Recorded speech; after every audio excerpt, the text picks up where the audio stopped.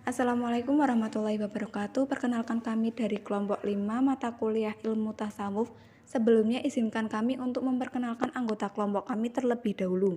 Saya Alfiana Rizky NIM 4221081, Ani Zuldikrona NIM 4221089, dan Novi Yuliana NIM 4221090. Selanjutnya kami akan menyampaikan materi yang berjudul Tingkatan Ahwal dan Maqamat, yang membahas tentang 1. Pengertian maqamat dan ahwal, 2. Hakikat maqamat dan ahwal, 3. Jenis-jenis tingkatan maqamat dan ahwal, dan 4. Konsep maqamat dan ahwal.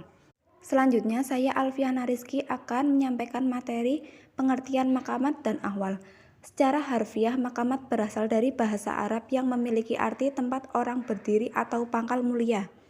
Dalam ilmu tasawuf sendiri, maqamat berarti kedudukan seorang hamba dalam pandangan Allah SWT berdasarkan apa yang telah diusahakan.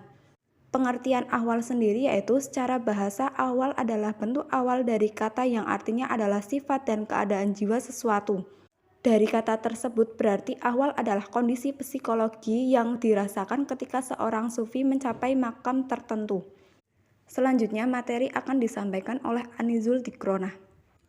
Baik, saya Ani Zultikrona akan menyampaikan materi jenis-jenis tingkatan maqamat dan ahwal. Yang pertama, jenis-jenis tingkatan maqamat. Berikut ini adalah jenis-jenis tingkatan dalam maqamat tersebut. Yang pertama, al-taubah, yang kedua al-zuhud, yang ketiga al-wara', yang keempat al-fakir, yang kelima al-sabr, yang keenam al-tawakal, yang ketujuh al-ridho. Yang kedua, jenis-jenis tingkatan ahwal. Berikut ini adalah jenis-jenis tingkatan dalam ahwal tersebut. Yang pertama, mawas diri atau muraqabah. Yang kedua, cinta atau mahabbah. Yang ketiga, berharap dan takut atau roja dan khauf. Yang keempat, rindu atau syuk. Yang kelima, karib atau uns. Yang keenam, ketenangan atau tumakninah. Yang ketujuh, penyaksian atau musyahadah. Yang kedelapan, kepastian atau yakin. Hakikat maqamat dan ahwal.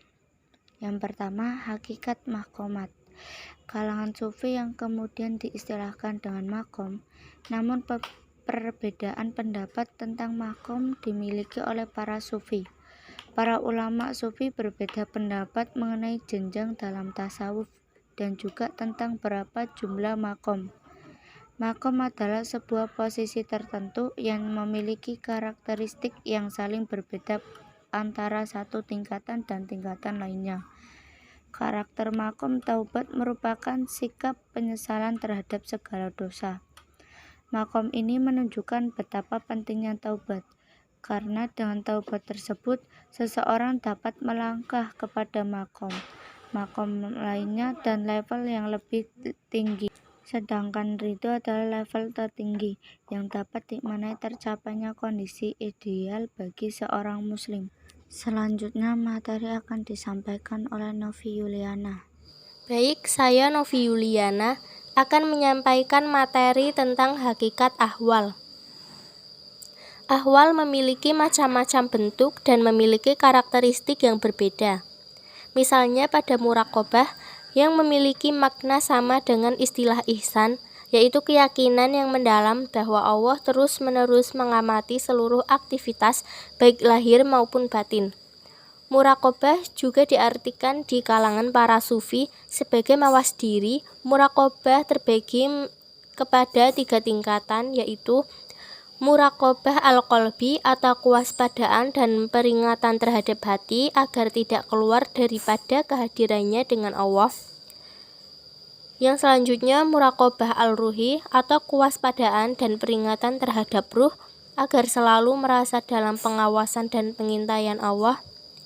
Dan rahasia atau agar selalu meningkatkan dan memperbaiki amal serta ibadahnya. Materi yang keempat, konsep maqamat dan ahwal. Konsep maqamat dan ahwal di kalangan para sufi. Dari banyaknya konsep yang berkembang di kalangan para sufi, konsep mengenai maqamat dan ahwal adalah salah satunya. Istilah maqamat dan ahwal ini biasanya disandarkan kepada tokoh sufi Mesir, yaitu Syekh Zunnun al-Masr al-Qushairi.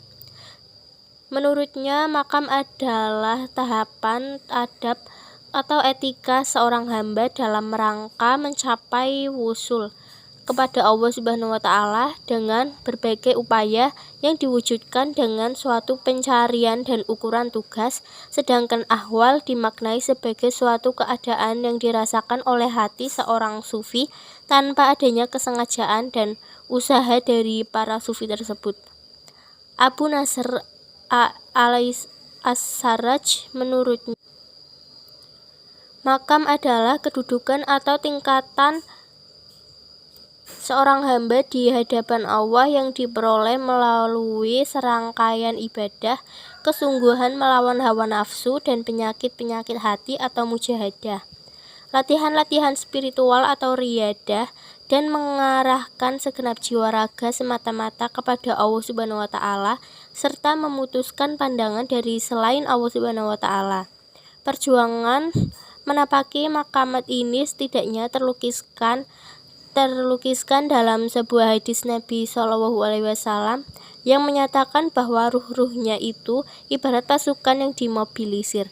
Kesungguhan hamba dalam melewati makamat ini yang kemudian akan menentukan derajatnya di hadapan Allah Subhanahu wa Ta'ala. Baik, terima kasih. Itu saja yang dapat kami sampaikan. Kurang lebihnya mohon maaf. Wassalamualaikum warahmatullahi wabarakatuh.